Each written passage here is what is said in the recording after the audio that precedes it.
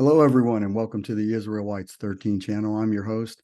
Tonight, I will be writing solo. My good friend Carl has some obligations tonight, and he will not be able to join us tonight. The title of tonight's show is The Secrets of Saturn and the Children of the Black Cube. So we're going to hit the ground running, and we're going to go back to Hollywood, and we're going to have them pretty heavy tonight in the clips, and we're going to have Hollywood explain your history, which has been veiled and relegated to basically mythology and fairy tale.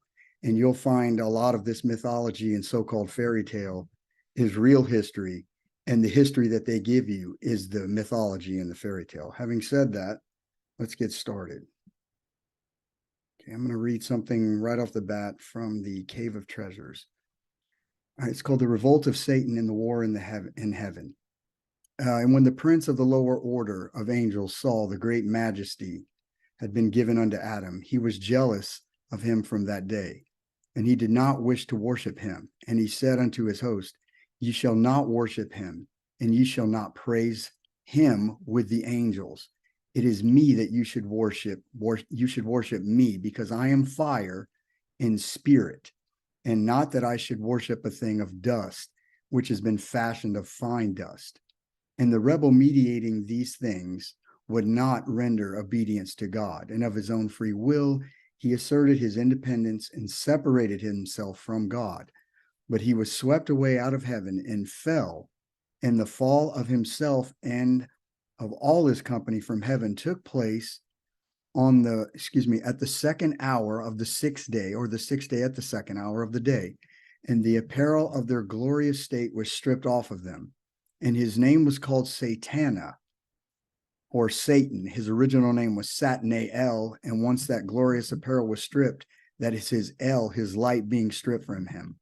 So Satana, because he turned aside from the right way, and because he was cast out, and because he lost his apparel of glory. And behold, from that time until the present day, he and all of his host have been stripped of their apparel, and they go naked and have horrible faces. And when Satan was cast out from heaven, Adam was raised up so that he might ascend to paradise in a chariot of fire. Let me read that again. And when Satan was cast out from heaven, Adam was raised up so that he might ascend to paradise in a chariot of fire. And the angels went before him, singing praises, and the seraphim ascribed holiness unto him, and the cherubim ascribed blessings, and amid cries of joy and praises, Adam went into paradise. As soon as Adam entered paradise, he was commanded not to eat of a certain tree. His entrance into heaven took place at the third hour of the eve of the Sabbath. So continuing, let's go to ancient aliens and hear what they have to say about the God, Adam, that was raised to heaven in a chariot of fire. The pyramid-shaped stone on top of each obelisk, called the Benben stone, was a design rooted in Egyptian mythology. The Benben was a vehicle which Atum, the god of all creation, used to travel back and forth between the heavens and earth. We think of the Benben as a craft because it is believed to have come from the stars originally.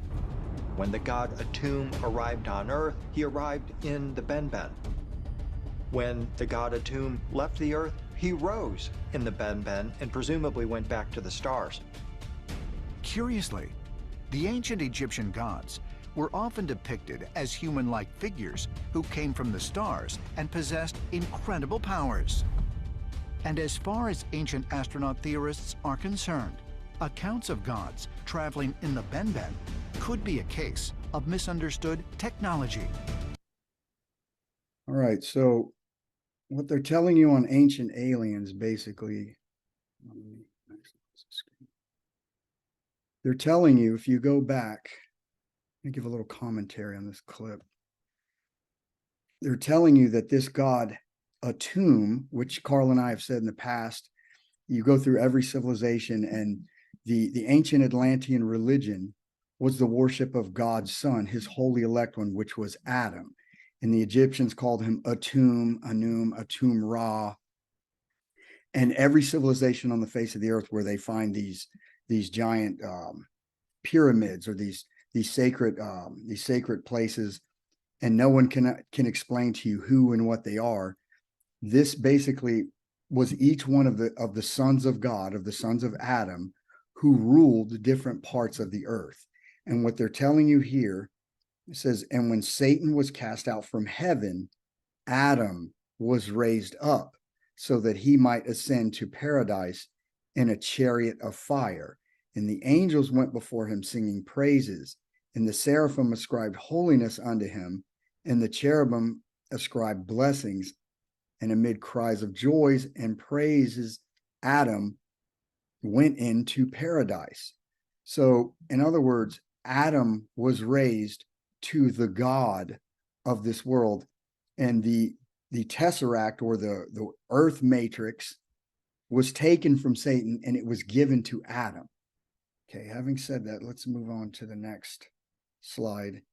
And here we're going to go to a clip again from Christopher Nolan and Zack Snyder. And like I said, in these superhero movies that are presented to people as myth or mythology or fantasy or science fiction, are based in 100% truth. So I'm going to play this clip right here. And this is a figure known as Darkseid. And as we've spoken in the past, Darkseid is Satan, and they just changed his name. And I'm going to let Hollywood explain to you what was the mindset of Satan after he fell.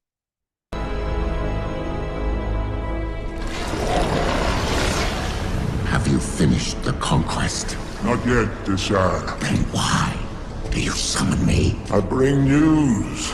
Before mighty Darkseid came to the throne, he searched the universe for the ultimate weapon. The anti-life equation. The key to controlling all life and all will throughout the multiverse. He found it, hidden on a primitive planet, but before The story of the Defiance is well known. I have found the primitive planet, the world that fought back. It is Earth. The anti-life equation is carved into the surface of this very world. Are you certain? I have seen it. I have looked with my own eyes on anti-life. Chi infernum confligit, laventi in argent.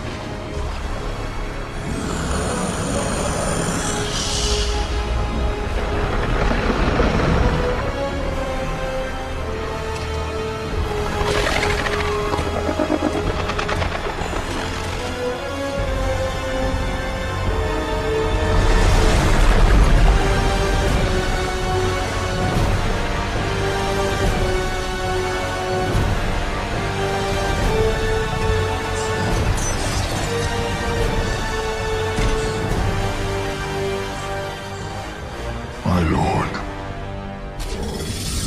Oh, Steppenwolf. My lord, I am but your humble servant. Can it be true that you have found it? I have, Great One. The lost world is Earth. Anti-life is here. If it is redemption you seek, find the third box, synchronize the unity, and when this world is scorched, I will come for my great prize. You will come to Earth. I have turned 100,000 worlds to dust, looking for anti-life, looking for those who robbed me of my glory. I will stride across their bones and bask in the glow of anti-life, and all of existence shall be mine. It shall be so, my master.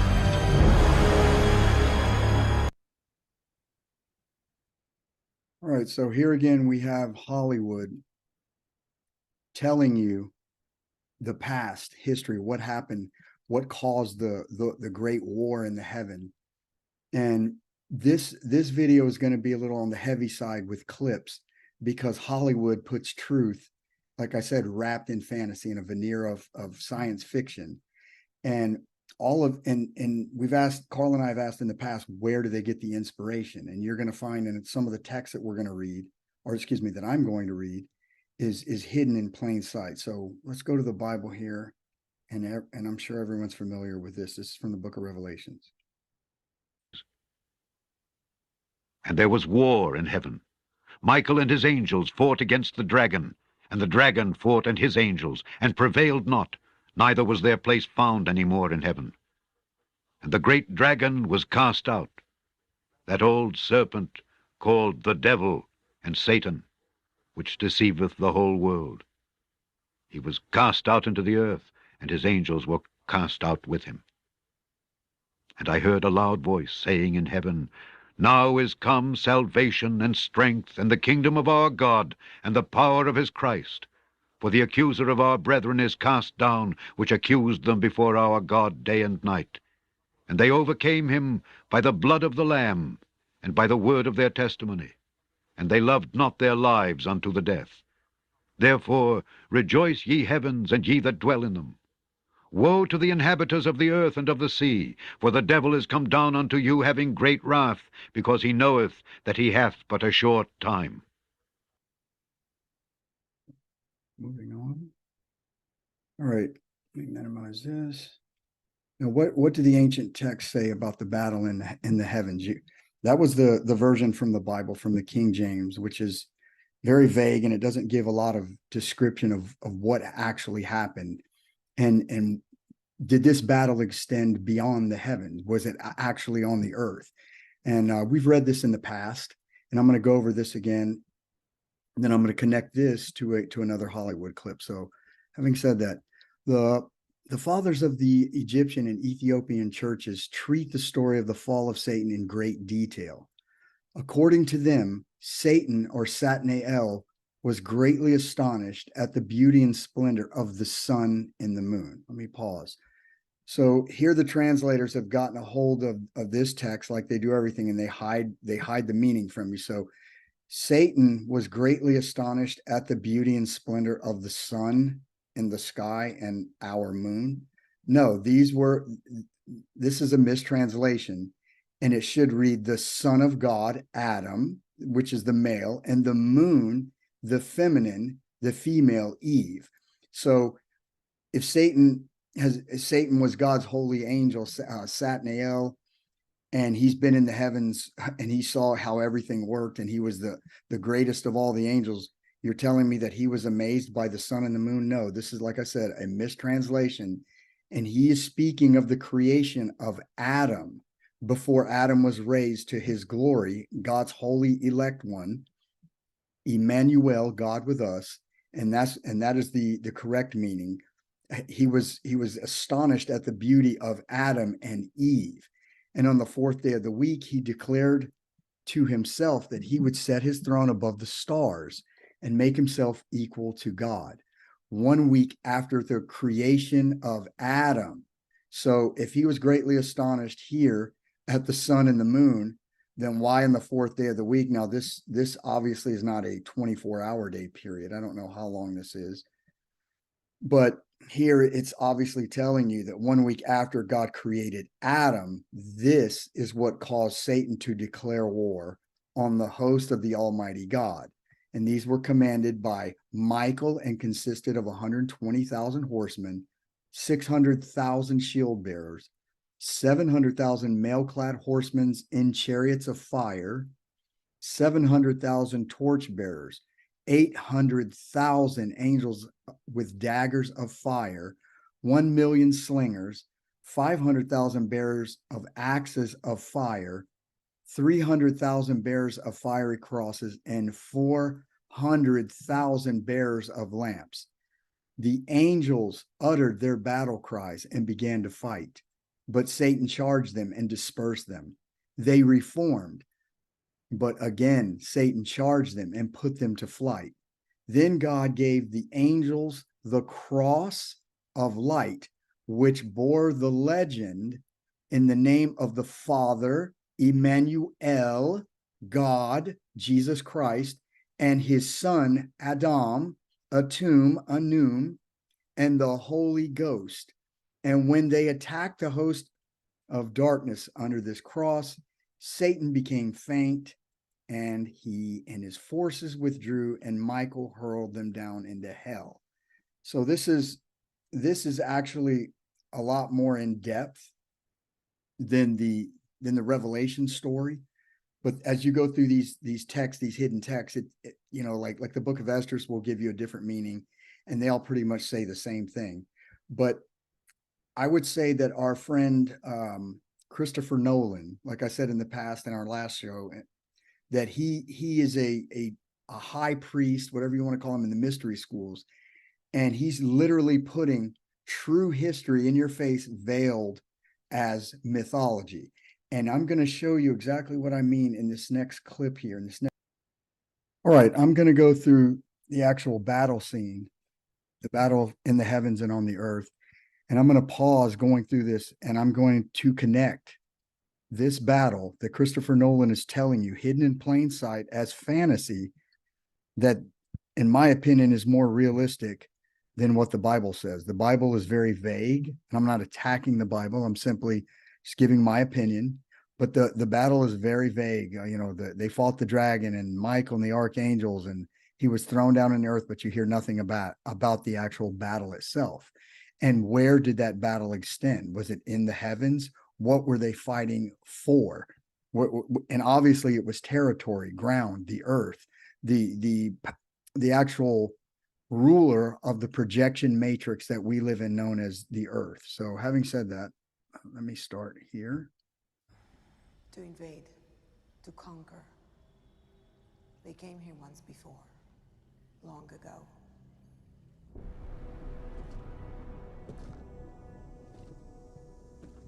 A great armada appeared in the sky, laying waste to all who opposed it. The leader of the invaders was a being called Darkseid, a name cursed and feared in every universe. Darkseid was met in battle by Earth's defenders, the old gods, men, Atlanteans before their descent into the sea. Now notice she said Atlanteans before their descent into the sea. In other words, before Adam's fall.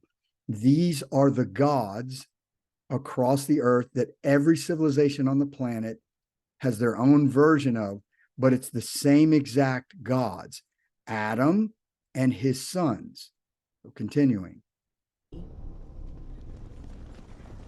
Amazons before their betrayal and enslavement, and guardians from the stars. Now she says something very cryptic again. Guardians from the stars. And according to the text, as well as the Bible, the guardians of the stars or the heavens are Michael and the archangels. So it tells you that it gives you an actual number. Now, I don't know how accurate this text is, but it's one of the only texts that I could find that actually give you a detailed version of this battle that took place for control of the earth. And it tells you here, it says 1 week after Adam was created, or 1 week after the creation of Adam, Satan declared war on the host of the Almighty. Why would Satan declare war on the living God and all the angels in the heavens? Because of Adam. Well, the control of the earth tesseract in the known universe that is projected into this tesseract through pyramidal projection technology was taken from him, and he fell, and it was given to Adam, and he is not giving up without a fight. So having said that, let's continue in the video.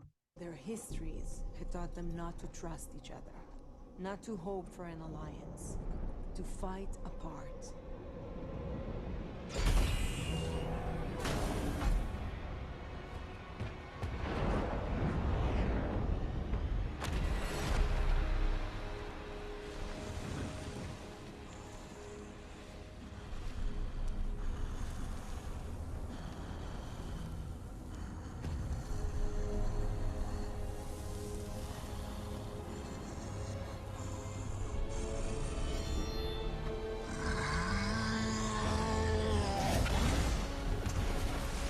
So I'm going to stop here when Satan lands on the earth and he jumps down. And the first thing he does, he picks up the dust. And Mr. Nolan is telling you, he's hiding it in plain sight what the ancient text tells you, that Satan said right out of his mouth. He said that I will not worship Adam, and said to his host, you will not worship him, and you will not praise him with the angels. So in other words, God told all the angels, the first one he commanded was Michael, to bow to his image, his son, Adam, Atum, Anum, I am, as the Mayans called him. And they were told to bow to my image, and they all did so. The only one that would not do it was Satan. And he said, you will not praise him with the angels. It is meet that you should worship me, because I am fire and spirit, and not I should worship a thing of dust, which hath been fashioned of dust. So in other words, this clip is showing you, let me continue with the clip.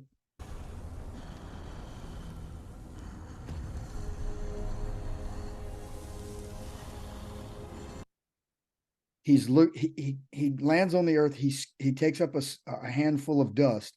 He looks at it in disgust and then lets it pass through his hand. And he's declared war on the heavens and Adam, our father, the creator of all, and his sons, the children of Adam. This was the very first battle. And the Bible does not tell you that the sons of God, it has been hidden in religion. And here they have it, they're revealing it to you through Hollywood. And this lines up exactly with the hidden text. And he looks at this dust, it passed through his hands, and he declares war and attacks.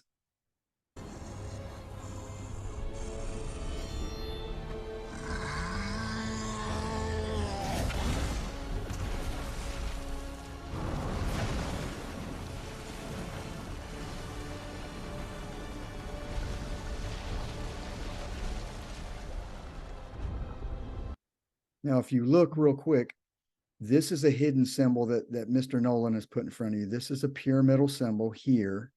Now, we don't have the bottom of the base, but it's a pyramid symbol with lines. And then here we have a circle within a circle. You can say this, what they're calling this is the anti-life equation, because our Father's the creator and he's the destroyer. Satan is the destroyer, he doesn't create anything. Or you can say this is an omega symbol that is symbolic of Satan coming into possession of builder technology, God builder technology. So here they lay out the pyramid and the circle of Saturn with its rings, symbolic of Satan. So let's continue. As Darkseid waged war on Earth, he found a secret there, a power hidden in the infinity of space. He called forth mystics who worshipped and controlled three objects, the Mother Boxes. Wait. Mother Boxes? Indestructible living machines. Made from a science so advanced, it looks like sorcery. To conquer, three boxes have to synchronize and join together into the Unity. The Unity cleanses a planet with fire, transforming it into a copy of the enemy's world. All who live become servants of Darkseid, alive but drained of life. Parademons.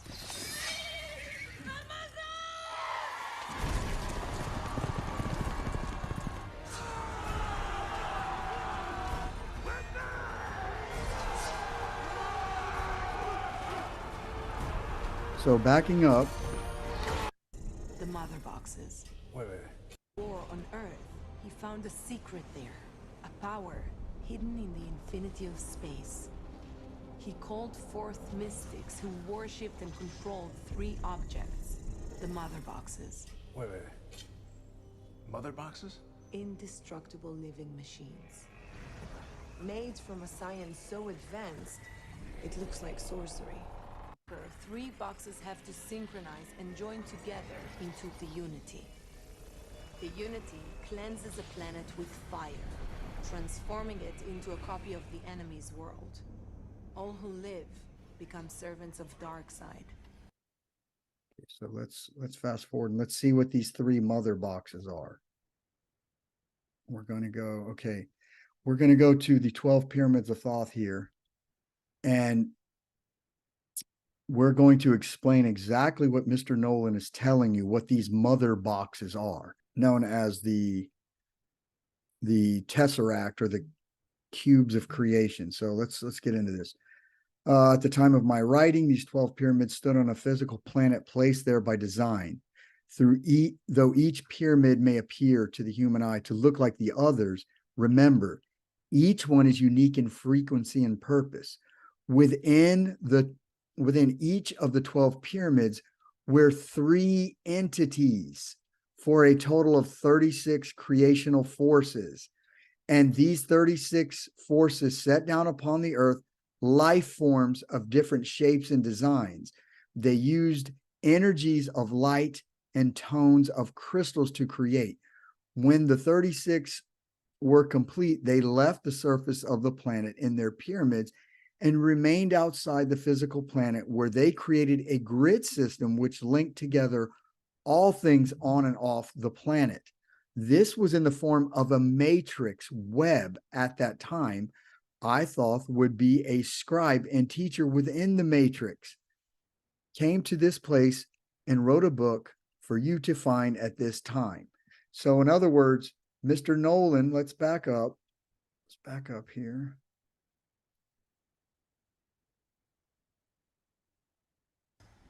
To invade, to conquer. He called forth mystics who worshipped and controlled three objects, the mother boxes. Wait. Mother boxes? Indestructible living machines. Made from a science so advanced, it looks like sorcery. So she is telling you that these three mother boxes are living machines, indestructible living machines. So when you read the 12 pyramids of Thoth, Thoth, the Atlantean, or Enoch, or Hermes, or Melchizedek, whatever you want to say, he tells you within each of the 12 pyramids were three entities or gods for a total of 36 creational forces. So Satan, he somehow usurped or stole this technology, and he was going to use this technology to destroy and to rewrite the universe that we live in, that the known universe, into what he thought it should be his universe, and basically destroy what the Most High had created using God's own technology.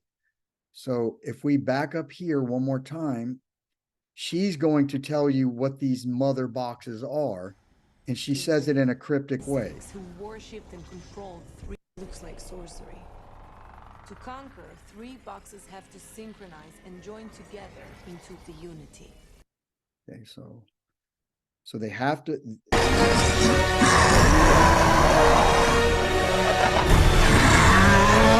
These boxes, the mother boxes have to come together,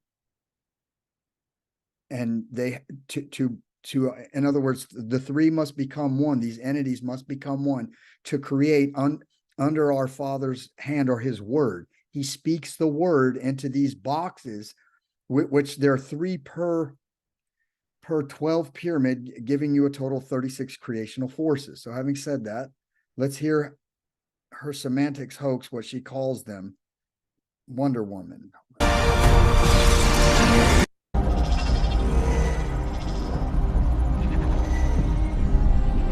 The defenders of Earth made a vow.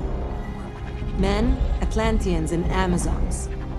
Each would enshrine and guard one of the three sleeping mother boxes, according to the rites and falling asleep, awaiting their return. Fading from the view of the enemy, anonymous among a trillion worlds.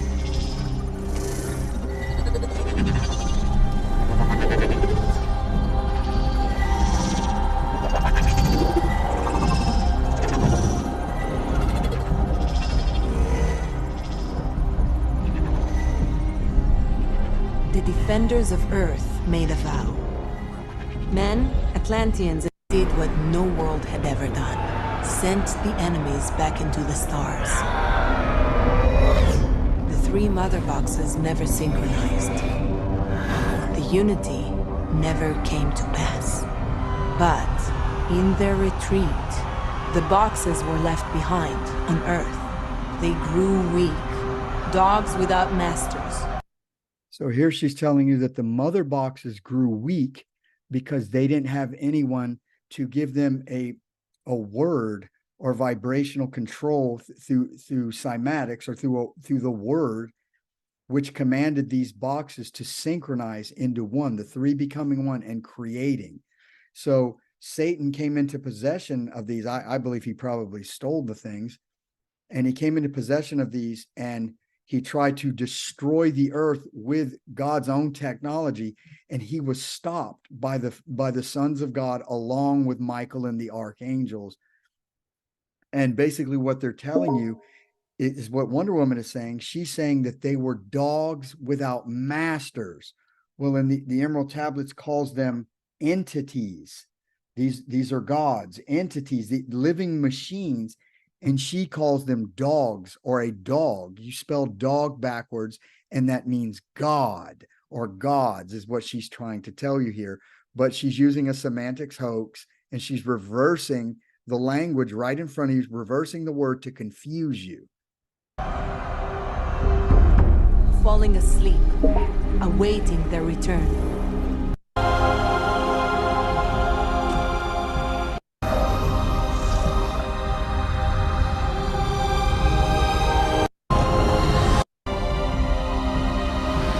Now, here they're going to show you exactly how this mechanism of creation works.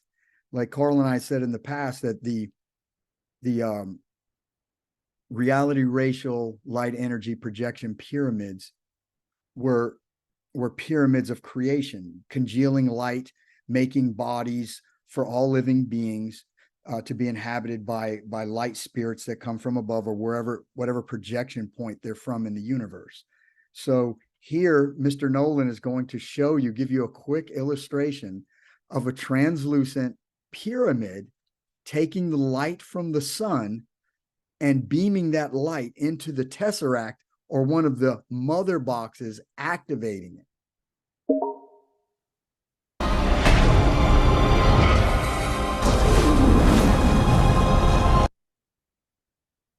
So here we have the translucent pyramid right here. They lift the box up, the wall, and bam, here we have the translucent pyramid taking sunlight from the portal from above. The sun is nothing but a giant lens, I believe, taking light from a higher dimension, beaming it onto the earth, giving life to the earth. Like Jesus says, I am the light of the world. And this light is interacting with this entity, this living machine, one of the three, and it's activating this. For what purpose they're showing in the clip, I have no idea. But I think Mr. Nolan is giving you an example of how this technology works. And this is God technology, billions of years ahead of anything that we have.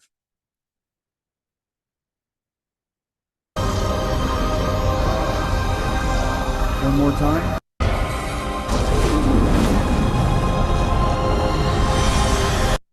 Carl and I did a recent experiment where we had a translucent pyramid like this, and we projected at a very elementary level, by the way, but it projected light from a flat plane or a cell phone, and it projected whatever we programmed into it. So Mr. Nolan is showing you here how your reality is projected and how this third dimension was created, hidden in plain sight, right in your face as fantasy sci-fi.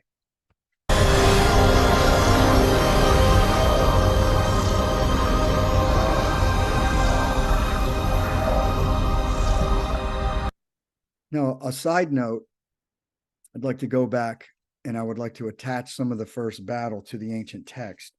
Now, some of you can say, oh, this is, Joe, it's a bit of a stretch. Okay, yeah, it might be, but I find it I find it ironic that they're almost verbatim in this clip of this battle scene, going word by word from the Cave of Treasures and these other Ethiopic writings. So having said that, let me give you an example. To invade. Boxes? Indestructible. All who live become servants of Darkseid. Alive, but drained of life. Parademons.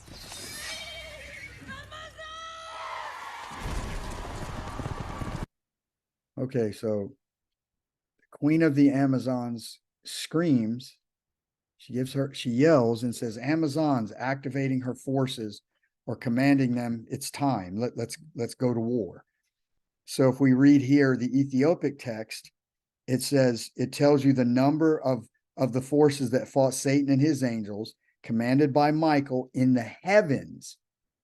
It doesn't say anything about what happened on the earth, like we were just bystanders. And that is not correct on any level. And that history has been hidden from you. And I'm going to just go over the text real fast, briefly, and I'm going to attach it to this, what Mr. Nolan is telling you. He says, commanded by Michael, 120,000 horsemen, 600,000 shield bearers, 700,000 mail-clad horsemen and chariots of fire, 700,000 torchbearers, 800,000 angels with daggers of fire, 1 million slingers, 500,000 bearers of axes of fire. So if you notice, these are weapons of fire. This is a high technology that we're dealing with here. We're dealing with people yielding a very high technology with like weapons out of Star Trek or beyond Star Trek. And it says that they had 300,000 bearers of fiery crosses and 400,000 bearers of lamps. Now, this is key. The angels uttered their battle cry and began to fight. Let's see what they do here in this war scene. Of life. Parademons.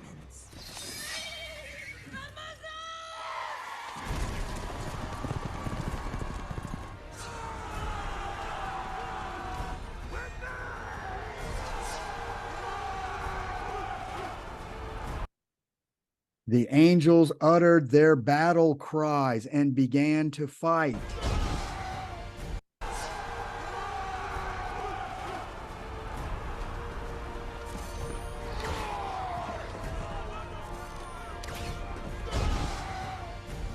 Now, if you notice in the battle, here we have the gods leading the charge, and we stop right here.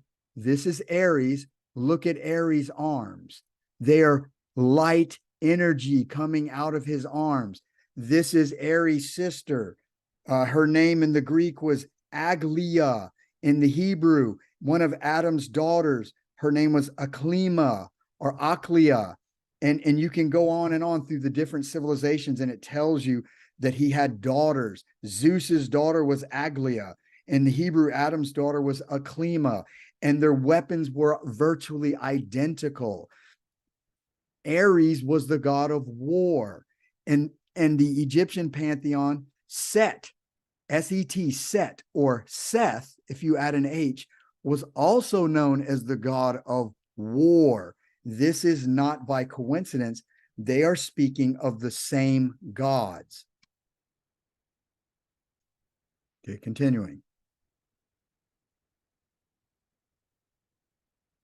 Now, if you notice here, we have a green lantern. And if you look, this is a monkey creature, a big, tall monkey creature, a being that is half monkey. I don't know. I don't want to say he's half human, but he's definitely a monkey hominid, whatever you want to call him. And I find it ironic that in the Vedic text written by the Aryans, not the people that dwell in India today, the Aryans, our race, wrote those texts. The Aryans were the descendants of the Atlanteans. They wrote those texts, and in the actual their depictions of this battle in the heavens, you see these beings flying and fighting the forces of the opposing force. So having said that, continuing.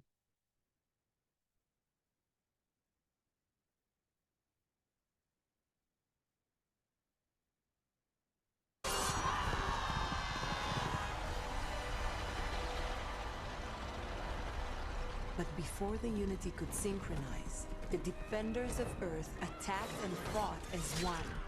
Amazons alongside Atlanteans. Now, this is key what she says. Amazons alongside Atlanteans. These Atlanteans, they lived in the outer rings of Atlantis, and each one of these civilizations had their own kingdom of humans that they ruled over. So each one of Adam's sons had a region of the earth. What she says here is key in this battle. She says basically that they fight, and it's Zeus and his son Ares, or Adam and Seth, and they are fighting Satan on the earth alongside the guardians of the stars or the sky. Zeus and his son Ares alongside the guardians from the sky. And if you look at Ares' hands right here, he's in a humanoid flesh body, very big, but he has the light of our Father, Jesus Christ, in his DNA. And these are the gods that every ancient civilization spoke about, who walked with men, that they tell you is mythology. And in reality, this was real history before the fall of Adam, before he was placed into a flesh body and became a human and lived among human beings as a human being. But before that fall, and it doesn't, I can't find anywhere in my studies where they tell you how long that the gods actually ruled. And the closest thing I could find to that is in the Sumerian text, where they talk about the Anunnaki. Well, Anu is another way of saying Anu, Anum, Atum, Adam, or I am, as the Mayans called him. So let's continue. A golden age of heroes fighting together to defend life on Earth.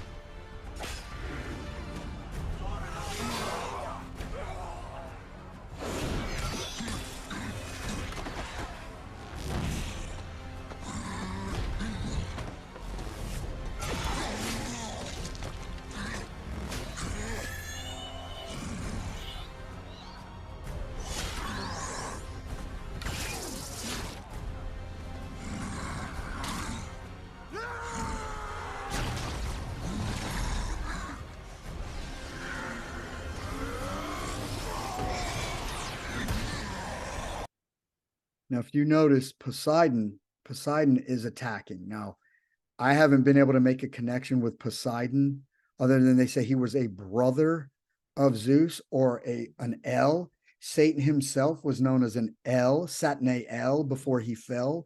And that just means the El is the light of our Father, Emmanuel, Israel, El being the God of light, the Father of light, the Father of the gods. And I don't know if Poseidon is one of the angels that are on the earth.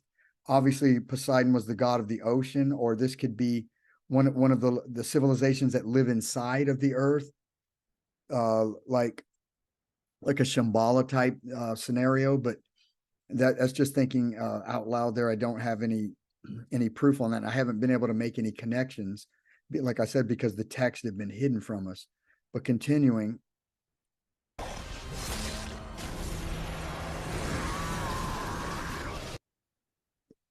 This is Seth attacking Satan, and now Zeus or Adam strikes him with this axe. And if you look at the axe, now this may be a stretch, but I'm just going to read it out of the text. It says, the angels uttered their battle cry and began to fight, but Satan charged and dispersed them. They reformed, but again Satan charged them and put them to flight. Then God, or then El, the Father El, the Father of light, God, our Father, gave the angels, or gave his son. You think he's going to give his angels high-tech weaponry and not his son? Of course he's going to give his son weapons. This is why if you look into Greek mythology, it's always presented that the only weapon that Zeus has was a thunderbolt. That's not true. Actually, one of his other weapons, he carried a staff and he carried an axe, a double-sided axe. And if you look at this axe, you take away the blades inside, it is in the form of a cross. Now you read the weapons that God gave Michael the archangels and obviously his sons. it said daggers of fire, shield bearers, angels, slingers, 500,000 bearers of axes of fire. Axes of fire. So this is a light weapon from the heavens given to his sons to defeat this demon. And you read this, and it says, I'm going to continue with the text. It says, then God gave the angels, and also his son Adam, I'm adding that, the cross of light, or the axe of light, which bore the legend in the name of the Father and the Son Adam. So Father El, Jesus, the light of the world, and his son Adam with his Holy Ghost, his Holy Spirit. And when they attacked the host of darkness under this cross, Satan became faint. How did he become faint? Well, Mr. Nolan is showing you right here. Adam attacked him. Zeus hit him. And he's gushing blood, a death blow. And he kicks him. And that's no ordinary kick. Now, is this make-believe? Yeah, it could be, sure. But I don't think it's there. I don't think that they put this in the battle. This is not an accident, and they don't operate that way. They're telling you hidden history, cloaked as, like I said earlier, as mythology and fairy tale. So you hit this, let's start this again. And when he kicks him, and that was an energy kick. I mean, obviously this is one of the gods, and they're still attacking. And we go to the next clip. We go to the next clip and we start it. And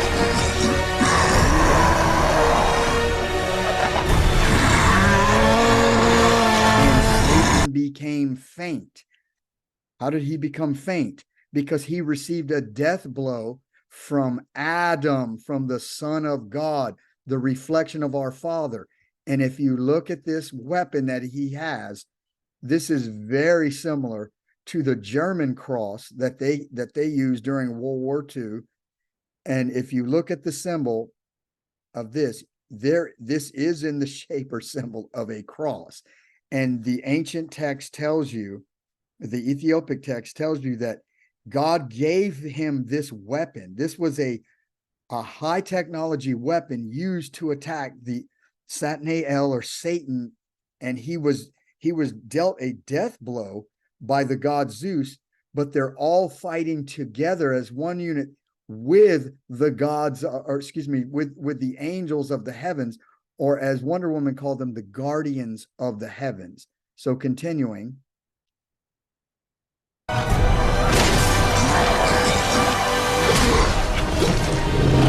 Parademon put him back in his ship.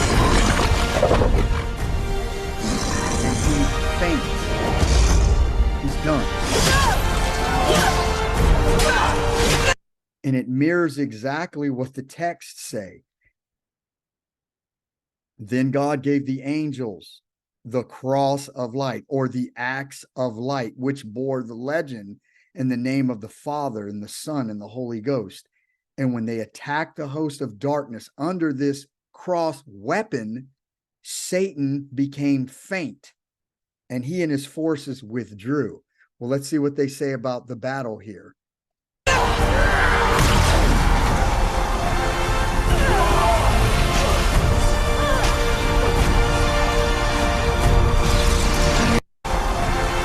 If you notice, Poseidon, this is Poseidon, which I believe is one of the heavenly angels.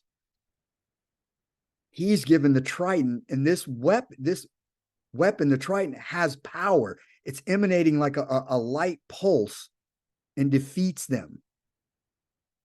It's wiping out these parademons in droves. And the only way, hold on, let me go in here to Ares. Ares has energy, light coming out, and he hits these three boxes, the mother boxes, and prevents the unity from the destruction of the earth. And they send them back to where they came from.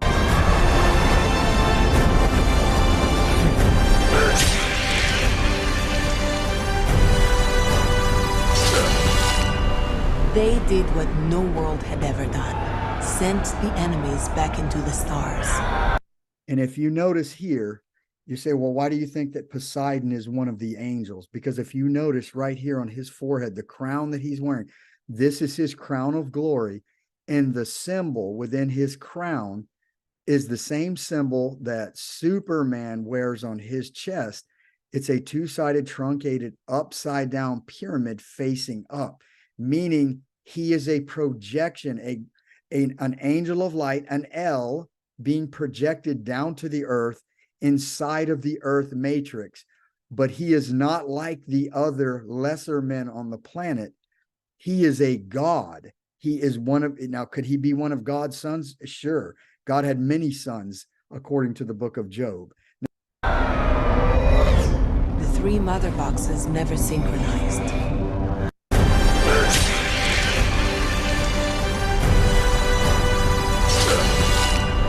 They did what no world had ever done. Sent the enemies back into the stars. Sent the enemies back into the stars. And when they attacked the host of darkness under this cross weapon, Satan became faint, and he and his forces withdrew. That's exactly what she just told you. Now, this is the connection of Zeus and Adam. It says, this is from the first sentence right here is from, we've gone over this before, the books of Adam and Eve. The crystal sea, God commands Adam, expelled from Eden, to dwell in the cave of treasures. Zeus grew up in the cave where he was tucked away in the certain mountains, Cretan mountains. Who was Ares? Ares was the ancient Greek god of war, or more properly, the spirit of battle. Ares is the son of Zeus, who was Set, also known as Seth, and Sekteth or Sukteth was the Egyptian god of war. Luke 3:38 explains exactly who this same character is. Enos, which was the son of Enos, which was the son of Seth,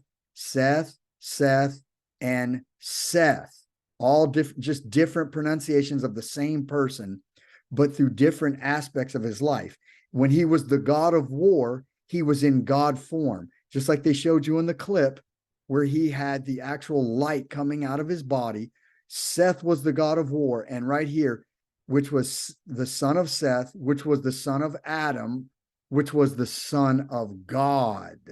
Okay, so right there, they're telling you exactly how creation, or how the earth and our universe was created, and they're putting it into a science fiction movie. Like I said before, Hollywood tells you, and in my opinion, they're some of the best teachers if you have eyes to see and ears to hear. But of course, you have to take into consideration it's always from their perspective.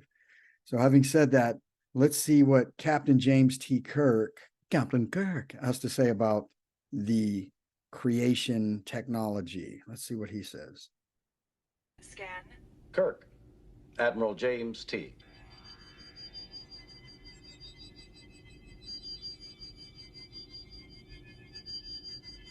Security scan approved. Summary, please. Project Genesis, a proposal to the Federation. Carol Marcus. Yes. What exactly is Genesis? Well, put simply, Genesis is life from lifelessness. It is a process whereby molecular structure is reorganized at the subatomic level into life-generating matter of equal mass. Stage 1 of our experiments was conducted in the laboratory. Stage 2 of the series will be attempted in a lifeless underground. Stage 3 will involve the process on a planetary scale. It is our intention to introduce the Genesis device into a pre-selected area of a lifeless space body, a moon or other dead form. The device is delivered, instantaneously causing what we call the Genesis effect. Matter is reorganized with life-generating results.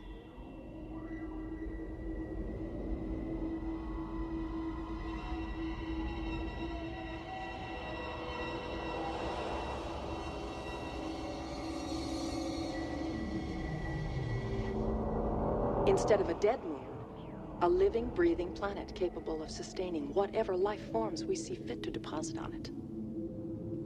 Fascinating. The reformed moon simulated here represents the merest fraction of the Genesis potential, should the Federation wish to fund these experiments to their logical conclusion. When we consider the cosmic problems of population and food supply, the usefulness of this process becomes clear. This concludes our proposal. Thank you for your attention. It literally is Genesis. Power creation. Have they proceeded with their experiments?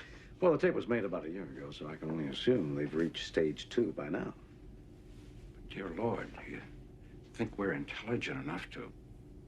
Suppose... What if this thing we use where life already exists? It would destroy such life in favor of its new matrix. Its new matrix? Do you have any idea what you're saying? I was not attempting to evaluate its moral implications, Doctor. As a matter of cosmic history... Stage 2 by now. So if you go back here, Dr. McCoy asked Mr. Spock, what happens if this device was used or is used where life already exists? And Spock tells him it would destroy such life in favor of its new matrix. Okay, so that word is used over and over and over. One can look up the definition of a matrix, but in this context, they're speaking about pyramidal projection, tesseract world-building technology. So let's go through that again. Dear Lord, do you think we're intelligent enough to... Suppose... What if this thing we use where life already exists? It would destroy such life in favor of its new matrix. Its new matrix? Do you have any idea what you're saying? I was not attempting to evaluate its moral implications, Doctor. As a matter of cosmic history, it has always been easier to destroy than to create. Not anymore. Now we can do both at the same time. According to myth, the Earth was created in 6 days. Now watch out. Here comes Genesis. We'll do it for you in 6 minutes. Really, Dr. McCoy, you must learn to govern your passions. They will be your undoing. Logic suggests... Logic? My God, the man's talking about logic. We're talking about universal Armageddon. You green-blooded inhuman.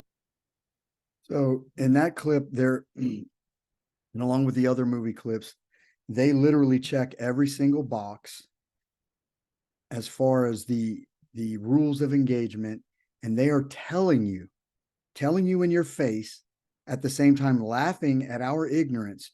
They're telling you reality cloaked with a science fiction overlay on top of it, or cloaked as mythology and fantasy. So having said that, just a couple, let me see, I guess a side note on what we were talking about earlier about Zeus being Adam. Here's an ancient coin that I managed to find an image of, and this is Zeus right here with his double-headed axe in the form of a cross with his staff. And this is that's the same staff mentioned in the book of Enoch and in the other text when God put Adam in his glory on his holy seat, that he gave him the staff of power. The same magically Moses has this same staff, and this staff is passed down all the way to Judah.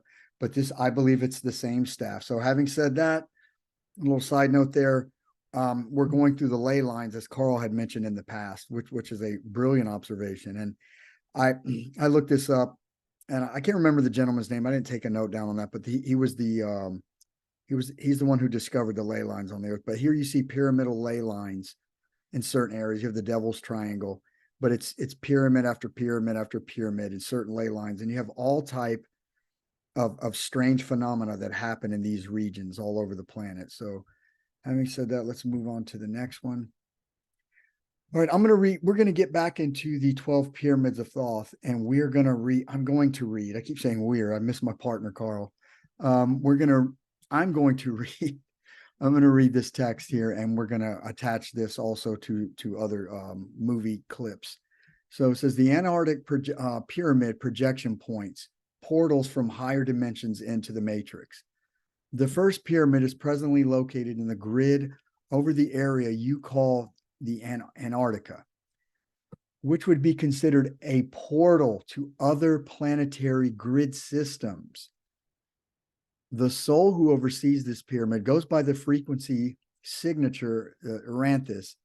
This function of this pyramid is to create and guide experiences linked to the coming and goings of extraterrestrial entities who were a part of the history of planet Earth. And there were many entities from these faraway worlds that were once part of the story of your planet. Their journeys encoded within the matrix by Uranthus and his two assistants, their souls having experienced through the energy of this pyramid as those who come from Sirius, Nibiru, Orion, Lyra, the Pleiades, Mars, Andromeda, Arcturus, Vega, Venus, Jupiter, among others familiar to you. And so the storylines would read that these entities came to your planet in great spaceships. Let me read that again. And so the storyline would read that these entities came to your planet in great spaceships and interacted with those who lived on the planet, in the water and others below the surface. And there was created a tale of a great spaceship buried beneath a giant lion who serves as a marker. And similar stone markers were left on every place created in the heavens, which links to the matrix. Let me give commentary on this one sentence right here. It all correlates, but and similar stone markers were left on every place created in the heavens, which linked to the matrix. So this pyramidal projection tesseract technology and these ships, they're all linked to different projection points from higher and lower dimensions into the Earth matrix to experience this physical existence, and is what this is telling you. So continuing, these souls would carry the memories of these distant worlds, often as a truer reality than which they came here to embrace. So that's kind of a cryptic sentence there. It says that their reality is truer than this one. So are they telling you that you're in a dream? Just throwing that out there. It says that these souls would carry the memories from distant worlds, often as truer reality than which they came here to embrace. And when this book is found, the ice shall melt from this place, revealing starships created by this pyramid. Remember, these pyramids, along with the tesseract, can take light at a subatomic level and congeal this light into solid matter that's experienced by us in this third dimension. So having said that, let me continue. An experience to those who would come to these creational forces for guidance. And Uranthus shall guide their souls through this geometric matrix so they may remember and join with other expressions of creation, of their creation. I have to touch on that. That's a very cryptic sentence there. They shall, and Uranthus shall guide their souls through this geometric matrix. The geometric matrix means different bodies, so they may remember and join with other expressions of their creation. Other expressions of their, I'm sorry, let me back up here. Let me go forward. Other expressions of their creation. Well, what are they trying to tell you here? Well, what they're saying is that these geometric forms, as we said in the past, are your bodies. The Vitruvian man, this is the human body. But they said that in the past, through different time cycles, that you had expressions of different creations. In other words, different bodies, different types of bodies. And soulmates shall meet in many worlds and forms, and they shall join in union, then be thrust apart to once again rejoin in other worlds. So in other words, your soulmate, that's the saying of your soulmate, where that you have been with your soulmate through other expressions of creation in other worlds and other time cycles, to be thrust apart only to regain a connection with each other again. That's the power of love. Love is the power that that drives that reconnection. And that's a higher vibrational emotion. And demons can't feed off of that emotion. That's beyond them, that concept. There's no love in demons. Okay, so let's go back. Let's go back to the videos and see what they're saying. Let me back up one more time. And let's read this again.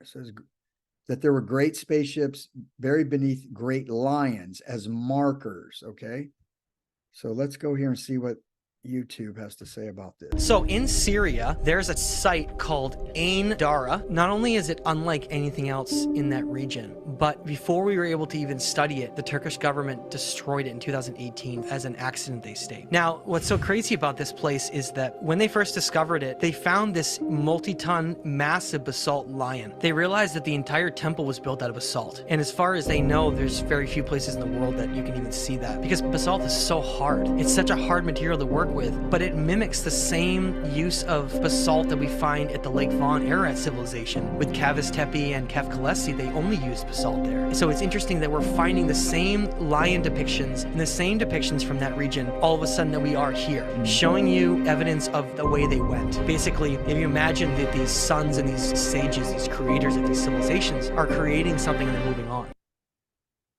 So the sons and the sages that this gentleman, who's an excellent researcher, he's talking about the sons of El, of our father Emmanuel, and his son Israel, who is Adam.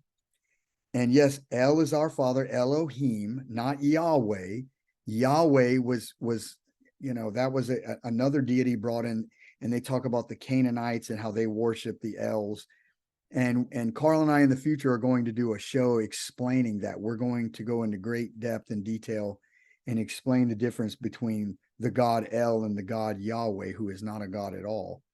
But just as a side note, I'll throw out there, when our Father Jesus Christ changed Israel's name, or Jacob to Israel, he didn't call him Israel. He called him Israel, which means backwards El Ra'is, God's sons of light. El, the father of light. So having said that, back to this gentleman's telling you that these sons, these creators, these sons, that there are spaceships all over the earth, even in Antarctica, with a lion as a marker covering a buried spaceship as proof that others came to this earth in the past from different projection points and came to this earth to experience this three-dimensional flesh reality that we live in, manifesting from a higher dimension or maybe lower dimensions. So having said that, let's move to the next clip. If you notice, all over the earth, we have these sacred sites all over the planet, and no one knows who they are. And like Carl and I said in the past, the gods that they speak of are literally Adam, the son of God, Luke 3:38, but from the perspective of the people that they were ruling and in the language that they spoke. And they have hidden this from you. So the original Atlantean religion was the religion of the one God, but our Father, El, Jesus Christ, relegated this authority to his sons. And the Old Testament tells you that I'm a jealous God. And so in other words, this is a God that would never share his divinity with anyone. So that's why I tell you, this is the Yahweh, the God of the cube, Saturnel, Satan. And he would never share divinity with anyone. He said, I'm a jealous God. He's the only one that can rule. But our Father, Jesus the Christ, gave or shared his divinity with his sons, Adam. And here in this ancient Mayan ruins, if you they hide it in plain sight. The Mayan or Maya reversed is Ayam. Ayam equals Adam, anglicized, the son of God. And if you look this up, it says I'm going to kill these words. Itzamna, creator God. Itzamna was amongst the oldest and most important gods in the Mayan or Adamic Atlantean religion. He was the son, not the S-U-N, he was the son, they get it right here, of the creator God, Hunab Ku, and he was associated with the Sun, S-U-N, God, Kanich, Ahu, and Hunab, Ku, equals the one God. Well, if you break this word down, Hunab, okay, you look at the last two letters and you get rid of the N-U-H. Ab is the root word of Abba, Father. So and Ku equals the one God. So Father, our Father, the one God, and his son, Adam. And if you look, this is Altun Ha Mayan ruins. Okay, Ha just means Ra. Ra means the sun, S-U-N, which is the S-O-N, and the two correlate with each other because the rays of the sun come through the lens of the sun, because it's basically that. The sun is not a ball of burning gas like they tell you. It's a lens from a higher dimension, and the light that flows from that through that lens comes through that lens and gives light to the world. And that fire, or that heat, or the light projection comes from the footstool of our Father. And just like in the Emerald Tablets, where it says, literally says that from my footstool, 4 rivers of fire emanate down to the earth. And in those 4 rivers of fire come the different genetic strands of his children. So having said that, moving on, we're going to go to the Egyptian god Ptah. They always speak about Ptah and ancient aliens, but they never tell you who he is. And I'm going to decipher that for you tonight. It says Ptah is variously described as the creator in heaven and earth, who has made all things, the Lord of all that is and is not, the Father, this is key, the Father of the Son God. The Son God? No, the Father of the Son of God, or the Son of God. So he's the Son of our Father. Elohim, Israel, Emmanuel, God with us. Jesus was born. They called him Emmanuel, God with us. El with us, God, the Lord. And he is known as, Ptah is known as the Lord of truth, the Father of the fathers of the gods. Hold on, let me move this right here. The Father of the gods, the King of both worlds, and the God of light, which shows everything in its true form, the ruler of the sky. Ptah, the Egyptian god of art and creation. Ptah was the Egyptian god said to have created the cosmos. He was a maker and creator and patriarch of craftsmen. That means builders, especially sculptors. The Greeks identified Ptah with Hephaestus. I think I pronounced that right. Sorry if I killed that. The god of craftsmen or builders, the builder race, and artisans, including, this is key, metalworks, carpenters. Jesus was known as a carpenter, sculptors, and blacksmith. This is all metaphor for building civilizations and building worlds. That's the deeper meaning. In John 14:6, it says, Jesus said unto him, I am the way and the truth. So we go up here. Ptah is known as the Lord of truth, or the God of truth. And Jesus is telling you, I am the way, the truth, and the life. And no man comes to the Father but by me, because this is the Father in a flesh manifestation upon the earth, known as Jesus. Then spake Jesus unto them, saying, I am the light of the world. Well, we go up here, and it says that he made all things, the Father, the Son, or the Father, the Father, both kings, and he is the God of light. The God of light. Ptah says this, and Jesus says the same thing. I am the light of the world, and I am the God of light, which shows everything in its true form. Or in other words, I am the God of light, which projects or creates everything through a projection in its true form. And I am the ruler of the heavens and the earth and the creator of all. So we finish up here in the Bible, and it says, Jesus said unto him, I am the way, the truth, and the life. And now here we go through what Ptah is. He is the Lord of truth, and Jesus is telling you, I am truth.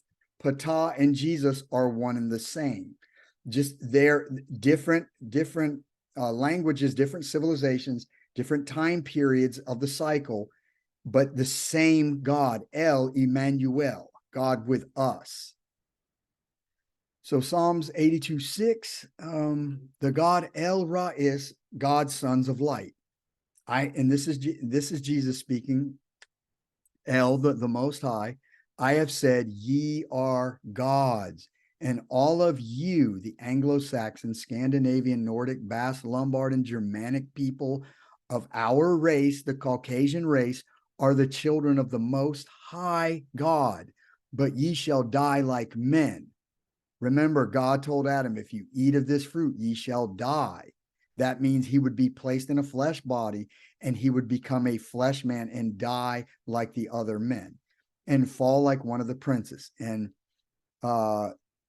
Matthew 17:20, mind over matter.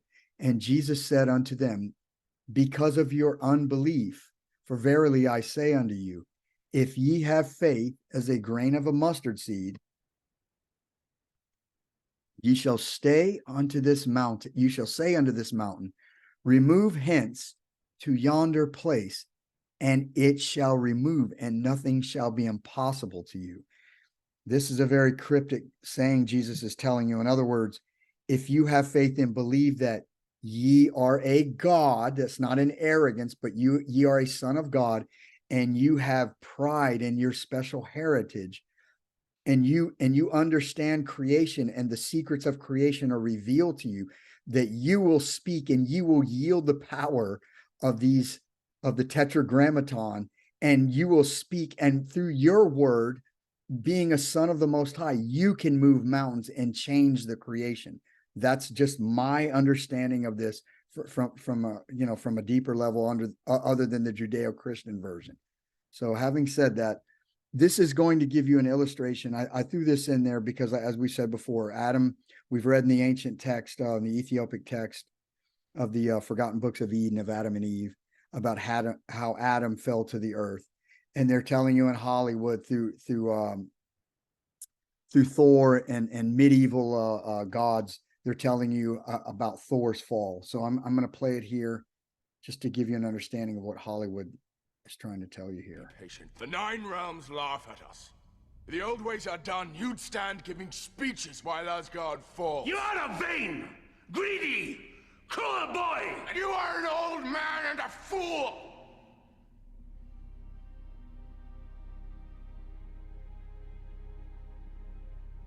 Yes.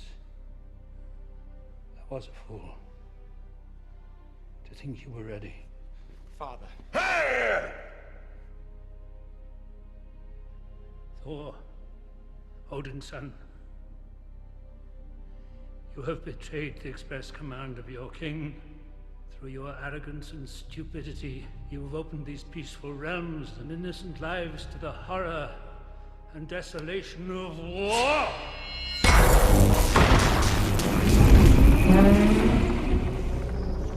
You are unworthy of these realms, unworthy of your title! You're unworthy of the loved ones you have betrayed.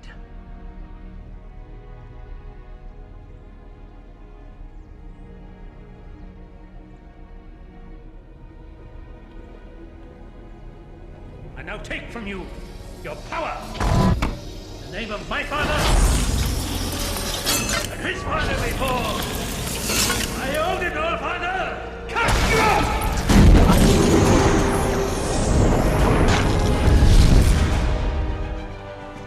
Whosoever holds this hammer, if he be worthy, shall possess the power of Thor.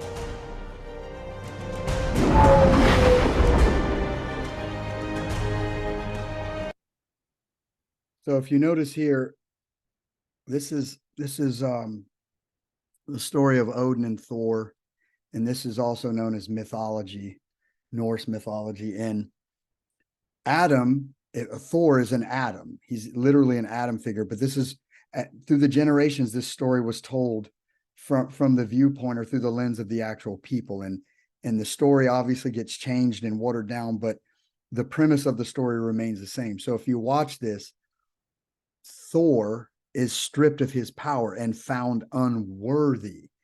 And his father Odin comes up to him and he strips off he tells him, you are unworthy of the 9 realms. So in other words, when Adam was raised up to his divinity over the known universe and the known multiverse through the Tesseract and the pyramidal projection technology, our father El, Jesus, took it from him, and he told him, you're unworthy of your title and you're unworthy of the 9 realms, and I hereby cast you out. And if you notice, he opens a portal of light. This is a projection point, as I've been saying in the show. And now the next, he's being cast out from a higher dimension, and he's going to be cast onto the earth. So let's go to the next slide here. And get closer. Right, good one. Go!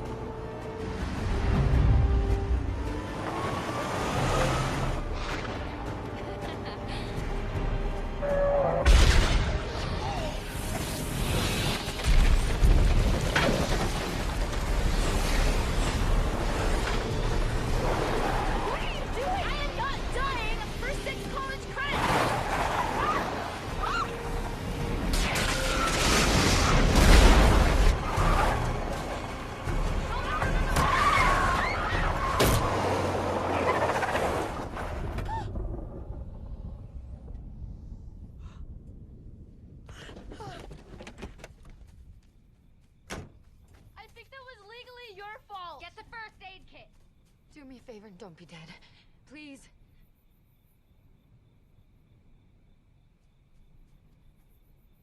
So what they're telling you here in this video, or in this show, Thor, that Adam was found unworthy, and this is metaphor for the Atlantean tale of when Adam ate of the forbidden tree and mixed his DNA, his God DNA, with satanic DNA, just as Eve did, and he was cast out. His father found him unworthy, stripped him of his title, and he was cast from a dimension from above. If you notice, as they're driving and they see this light portal coming down to the earth. And in this portal, there you go, there's the portal right there. Let me back up. In that light portal, it's coming from above. It's coming from the heavens or a higher dimension. And he's being projected. So in other words, Adam has been projected into a flesh body. And this has this, like I said, a science fiction overlay with the Marvel superheroes, but they get all of their inspiration from the ancient text. And they've relegated the history of the Caucasian people, the real children of Adam, and they've relegated our history to basically mythology. And they're telling you that it's fantasy, and they're making millions and millions of dollars off our story. Well, at the same time, they never tell you that this is your history, and they hide it in plain sight, checking all the boxes in the rules of engagement. So having said that, let's move to the next clip. I had mentioned in the previous show that Jor-El in the Superman movie actually steals the so-called codex, and I'm going to touch on that on the past show that we did, Carl and I did together, and I'm going to show you and explain to you what Hollywood is telling you. So please be patient with me, and I'll begin now.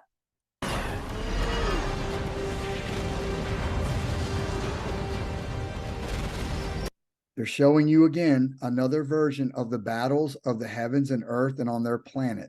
So this is from the heaven perspective, a higher dimension, and this is Jesus, but they've got a sci-fi superhero twist on it, and they tell you Jor-El steals the codex. The codex is the registry of souls or souls to be projected onto the earth into flesh bodies. And this is going to tell you from their perspective what happened in the heavens, from the heaven perspective, the heavenly perspective.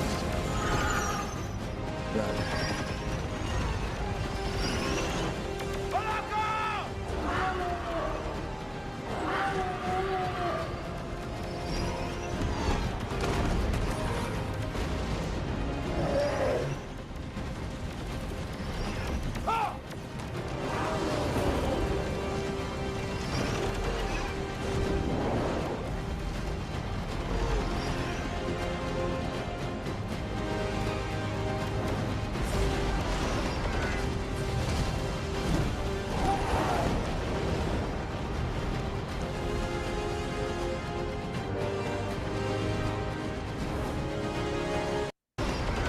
I'm going to reverse and I'm going to pause it. Pause it right here. Let's show the viewer something. So what they're showing you here, Jor-El, or the Jesus figure, is flying to the codex. The codex is within this tree. This is a hewn down tree. And inside the tree is the water. And he has to go inside the water. And they call this the Genesis chamber. So continuing.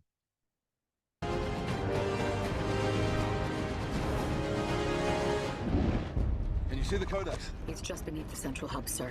But I'm compelled to warn you. Breaching the Genesis chamber is a Class B crime, punishable. Nobody cares anymore, Helix. The world is about to come to an end.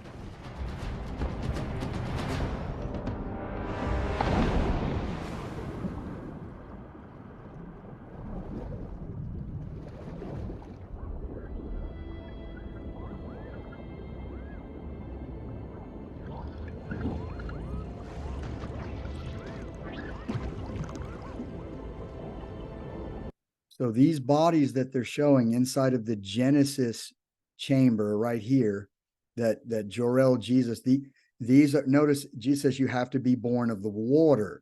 So these are the souls in human projection form, and the souls in the water upon their leaving. Like I said in the last show that we did, when Zod and his and Satan and his criminals were sent into the Phantom Zone, they were projected into the sperm. The water is the sperm. So this is the heavenly waters that they're speaking of the children of the Most High, to be projected into the planet, and they already have titles and jobs and that they're going to do upon Krypton, whether it's a carpenter or a warrior or a scientist.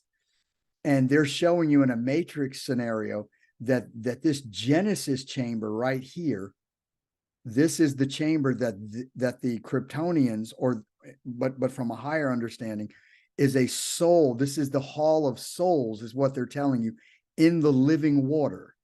Now continuing.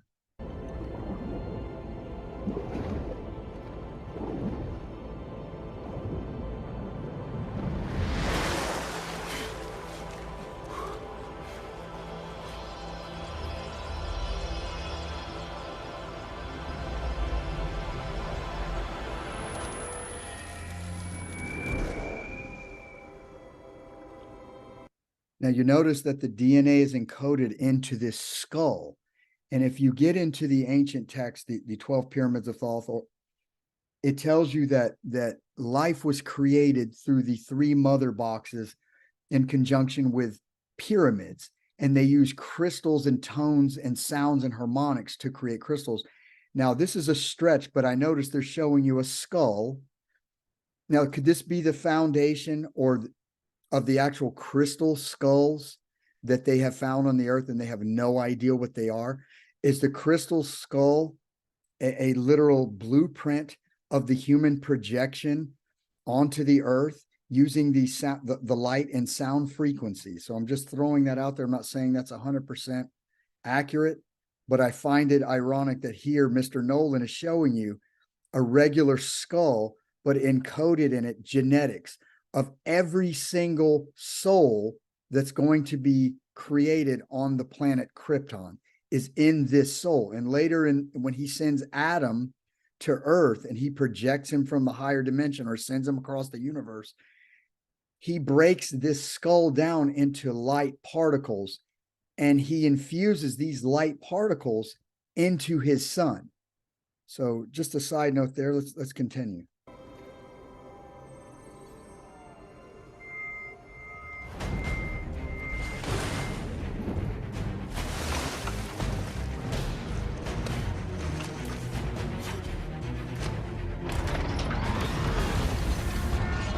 Jor-El, by the authority of General Zod, surrender the Codex. He's saying that by the authority of Satan, surrender the genetics or the genetic code or the genetic template of every living being to Satan and his forces. And this is the battle of the heavens for control of creation. And now, obviously, this is from their perspective that Jor-El stole it, but he was the creator of it, of this entire science that they had in this movie. So continuing. We're going to move on to some of the ancient text, and this was the creation of Adam. And I am going to just beat this nail until it goes in. Because, like I said in the past, the central character of the Bible is literally Adam, and it tells you in Genesis 5:1 that this is the book of the generations, the genetics of Adam, the son of God. Okay, so let me start. It says Adam man. They use the man trick there, but this was Adam in God form and then projected into human flesh, man and the world. It says, with 10 sayings, God created the world. So the word of God created the world with 10 sayings. Although a single saying would have sufficed, God desired to make known how severe is the punishment to be meted out to the wicked who destroy a world created with as many as 10 sayings. So this is like they showed you in the Superman and the Justice League clip, the anti-life equation. So God tells you there's a severe punishment meted out to the wicked, Satan and his children, who destroy creation with as many as 10 sayings, and how goodly the reward destined for the righteous.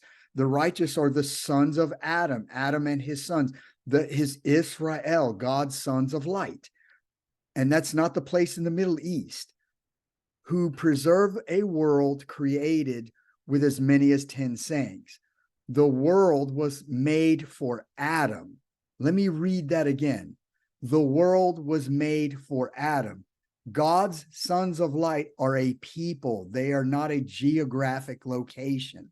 They are a people. Keep that in mind. And they carry the genetic code of pure white energy light from a different projection point of Satan's children. And I'll touch on that later in the show. It said, let me start again. The world was made for Adam. Though he was the last comer amongst its creatures, this was design. He was to find all things ready for him. God was the father who prepared the dainty dishes, set the table, and led his son to his seat. At the same time, Adam's late appearance on earth is to convey an admonition to humility.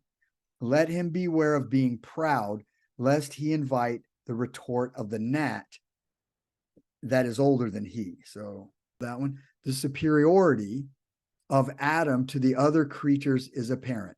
So when the enemy hits you with words of white supremacy, this is the foundation of that. These ancient texts are explaining that this individual here, this son of God, was superior to the other creatures. He was not a creature. He was the very son, the reflection of his father, sent to rule over the earth. So let me start this again. The superiority of Adam to the other creatures is apparent in the very manner of his creation, altogether from theirs. He is the only one who was created by the hand of God. The rest sprang forth from the word of God. How does the word of God work? He gives the command into the tesseract creational entities, the living machines, and through light projection, whatever he says in his mind thinks and comes out through a word, it's manifest into reality through this technology that our Father created and was stolen by a small portion of it was stolen by the demon known as Satan. And he tried to become God. Hence goes the story of the war in the heavens. So the body of Adam is a microcosm, the whole world in miniature, and the world in turn is a reflection of Adam. The hair upon his head corresponds to the woods of the earth, his tears to a river, his mouth to the ocean. Also the world resembles the ball of his eye. The ocean that encircles the earth is like unto the white of the eye. The dry land is the iris, Jerusalem the pupil, and the temple the image mirrored in the pupil of the eye. Let me read that again. And the temple is the body, the human projection, is the image mirrored in the pupil of the eye.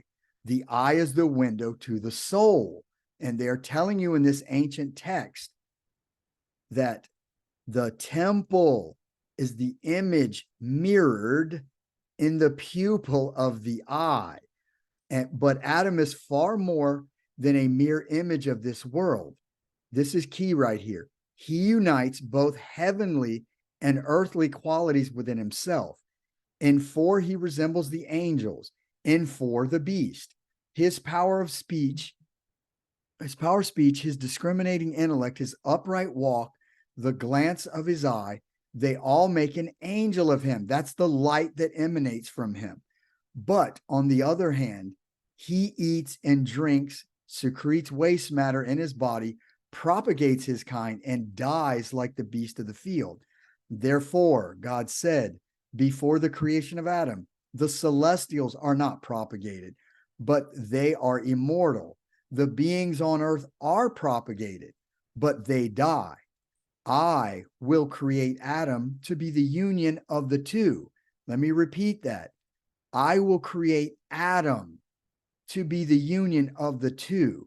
That means of the heavens and the earth, the intermediary between the heavens and the earth, so that when he sins, when he behaves like a beast, death shall overtake him.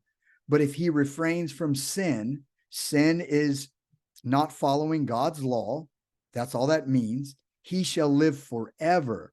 God now bade all beings in heaven and on earth to contribute to the creation of Adam, and he himself took part in it, God himself. Thus, so when the Bible tells you, come, let us make man, no, it's come, let us create Adam in our image. He gave everyone say so on God's son, but Adam was the only one that wasn't spoken into existence. He was made by the very hand of our Father, and he himself took part in it. Thus, they all will love Adam. That means in his God form, when he was given the earth and sat in his holy seat, God's elect one. And if he should sin, they will be interested in his preservation. So what does Hollywood have to say about this? Let's find out.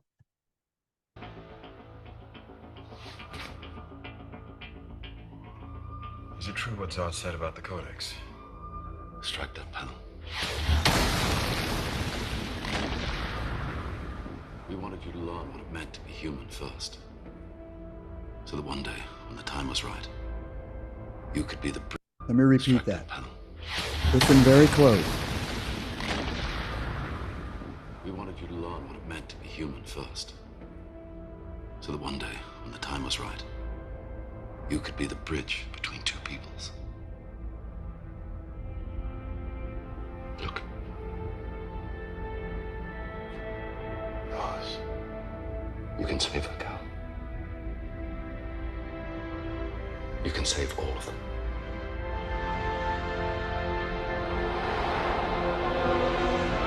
Now, if you notice, he tells them, you can save them all, Cal. For God so loved the world, he gave his only begotten son. He's the bridge between the heavens and the earth. And the Judeo-Christian church has turned our Father Jesus into the Son. They've they've demoted him through their religion from the light of the world to the sun. Well, here Superman, Adam, is showing you Vitruvian Man, which is the cross of our Father. Okay. And he told, and let's hear what Jor-El Jesus tells him again. You can save all of them.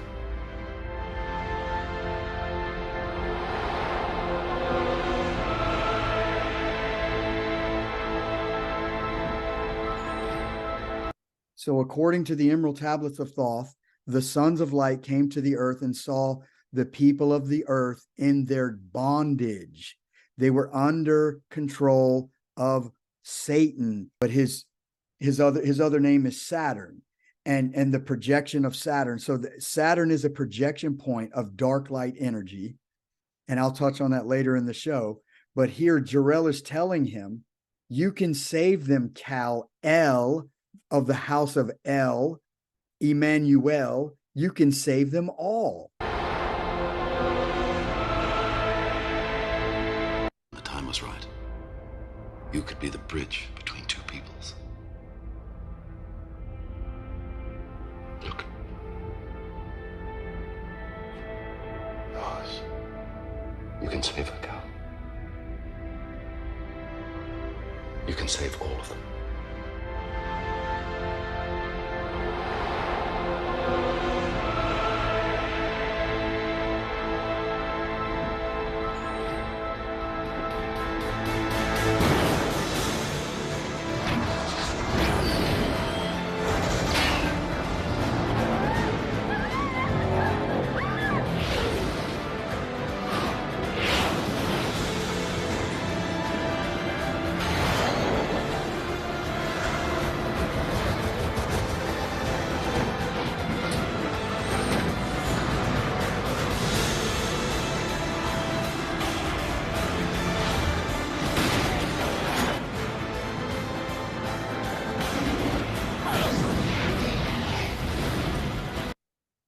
I just played the rest of that clip because it was one of my favorite parts of the movie.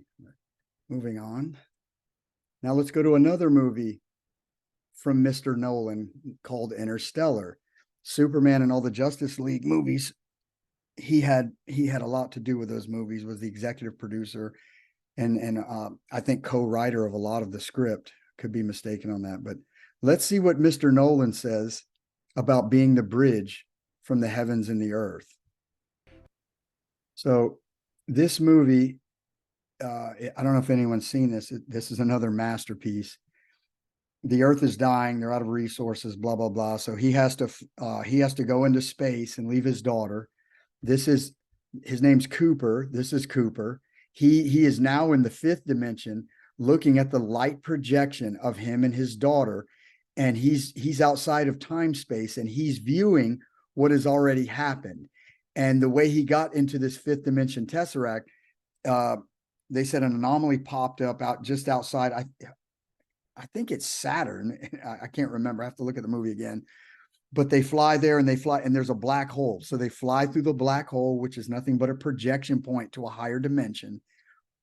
And I'm going to show you in the next clip of how he enters this tesseract. So this is after he went through the black hole and his ship has broke up and he ejected. And now he's going to the Earth projection. I'm going to back up and pause it here so you can get a view of the world. What Mr. Nolan is telling you. Right there, boom. So if you look, we have it looks like a sphere or a circle or a sphere. And inside of this this is a tesseract, light projection reality. And he's flying. He just went through the black hole, through the event horizon. And he's still alive. And now he's going into this tesseract and he has no idea where he's at. So let's see. All right. That is a very, very cryptic and deep scene in the movie. I'm going to try to break this down as well as I can. So please be patient with me. So as Cooper is, like I said, he goes through this black hole, him and the astronauts that are with him. he ends up going through himself with his robot named TARS. Now, what Mr. Nolan and his writers did, they, TARS, TARS, all they literally did was take the S and they removed the S and they put it to the end of the word. So TARS. But if you take that S and you put it in front of the T, it's star. So star, if you understand what a star is, at least there, some can be projection points from higher dimensions and some are watcher angels.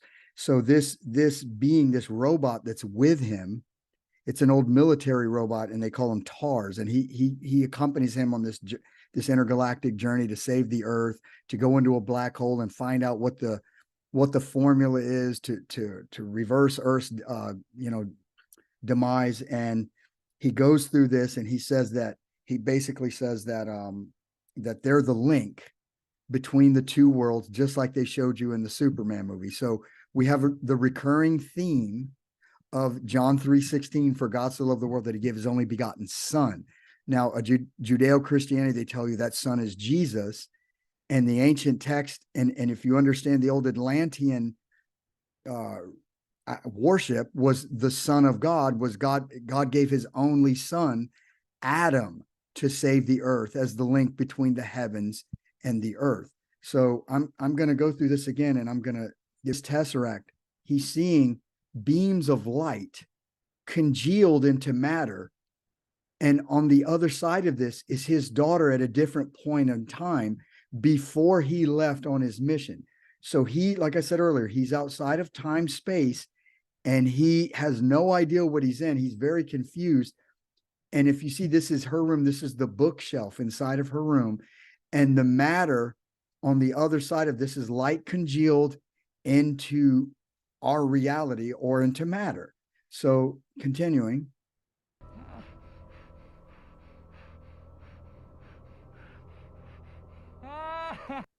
So he's trying to communicate with his daughter. Her name is Murph. This is when she's older. This is when she's younger. But by the time he's here, she's already a grown woman and she's a scientist trying to save the earth.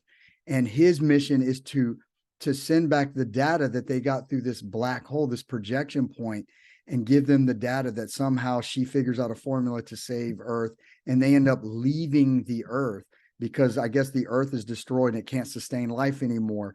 And I don't know if the formula is gravity. Like I said, I have to watch the movie again. It's been years since I've seen it, but I'm doing the best I can to explain Christopher Nolan's his hidden hand in this movie and what he's telling you.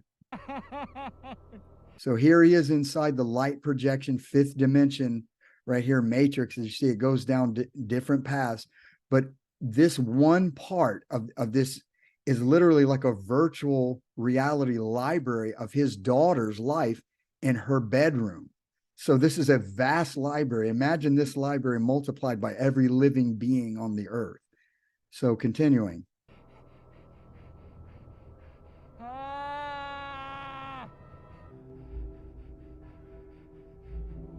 you're leaving, just go. So that's him entering his daughter's room, trying to make his peace with her. She's mad at him because he's leaving. And he's literally through this holographic projection, pyramidal projection, tesseract technology, he's viewing everything in his life up to that point. So continuing. Now don't go. Don't go, you idiot. Don't go!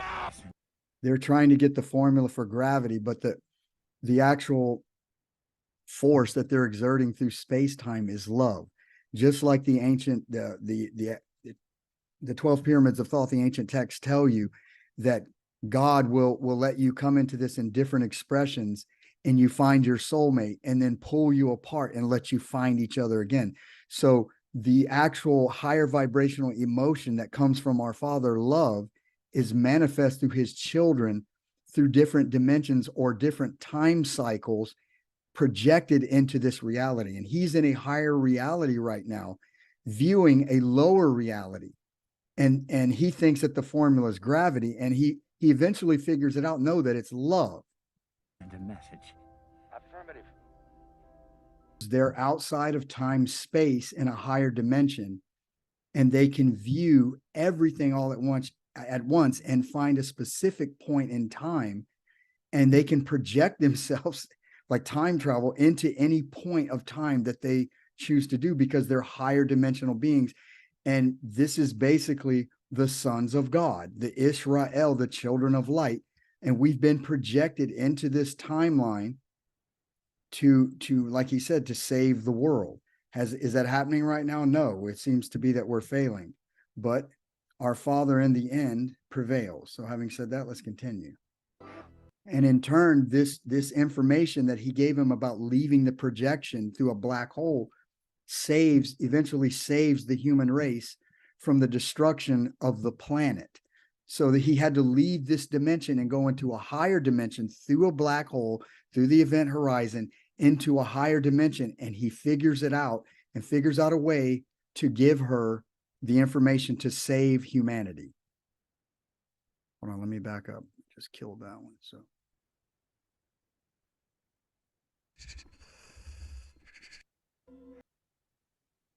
All right, killed it again. But if you're watching the video, this part right here. No, not yet. He's being ejected out of, or he's being sent out of the fifth dimension. So the Tesseract closed down, and he's sent out of the Tesseract. Now he's back in a black hole. But if you notice, it literally looks like a river or oceans of pure light energy. And he's still in the fifth dimension, but he's moving through the dimensions, through the fifth, the fourth, down to the third. And he sees his own spaceship. That's his ship right here. And as he's traveling down like it said, from the Father's footstool, the four rivers of light, this is what Mr. Nolan is showing you, the four rivers of light projection, or projection point of light energy from a higher dimension. And at the end of his journey, he finds himself back into the third dimension in open space, or in the void. Let me back up a hair. That's third dimension Cooper and his third dimension. They're in the third dimension, in the physical realm, the flesh realm. And outside is him. He's outside of our time space in the fifth dimension. So he's been thrown out of the Tesseract. He's communicated a heavenly knowledge through the Tesseract, through the fifth dimension, to save the people of the earth. And now he's being sent back. But on the way, he sees himself and her. And in the movie, when they're going through this, they tell her not to reach her hand up, but she does anyways. And she says, first contact. So continuing. And that's him right there. He's back. Now he's back into he's back into third density. There's the open void of space, and they find him and they take him back to a space station, and that's it. So that's literally the Tesseract technology told to you at a higher level through Mr. Nolan, who in my opinion is a pure genius. He has some of the best movies ever made. I love his movies. So continuing. I'm going to finish with this Superman clip right here. Let me see what I got on the next clip. Okay, yeah. This is going to conclude part 3, and Carl and I will continue with part 4. So for God so loved the world, he gave his only begotten son, the link between the heavens and the earth.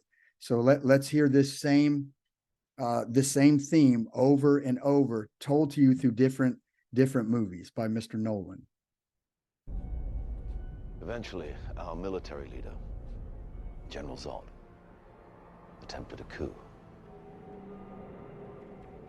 But by then it was too late. Your mother and I foresaw the coming calamity, and we took certain steps to ensure your survival. This is a Genesis chamber.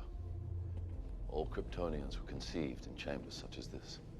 Every child was designed to fulfill a predetermined role in our society.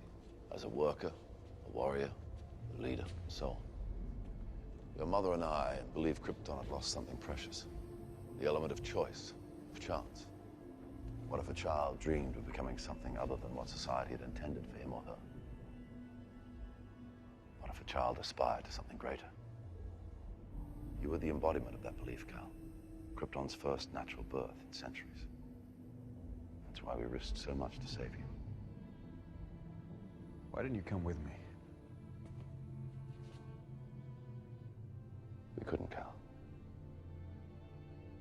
No matter how much we wanted to. No matter how much we loved you. Your mother, Lara, and I were a product of the failures of our world as much as Zod was, tied to its fate. So I'm alone. No. You're as much a child of Earth now as you are of Krypton. You can embody the best of both worlds. The dream your mother and I dedicated our lives to preserve.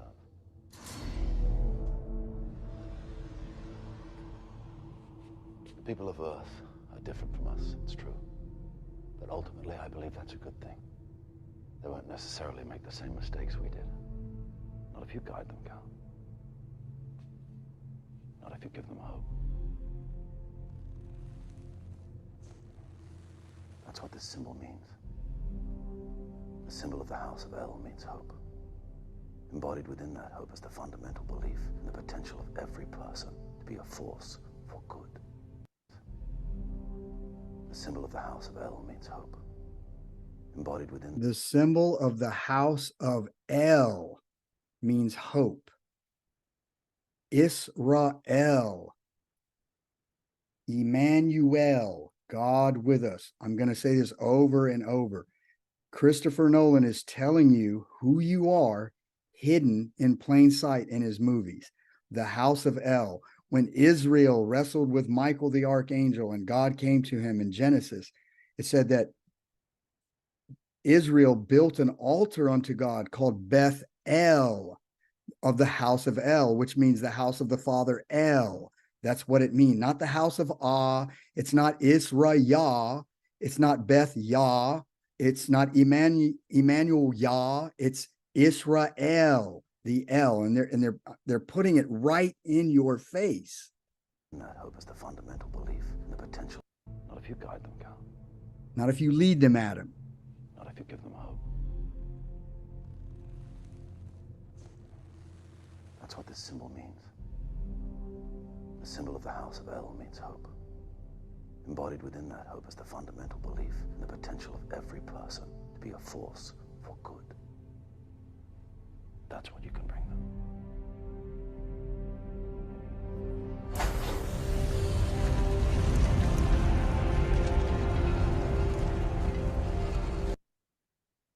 Well, that's it for the show tonight, ladies and gentlemen. Thank you so much for joining me. Carl hopefully will return in part 4. And I thank you so much for your support out there, and may God bless. And remember, Emmanuel is with us. Praise Jesus Christ, and have a good night.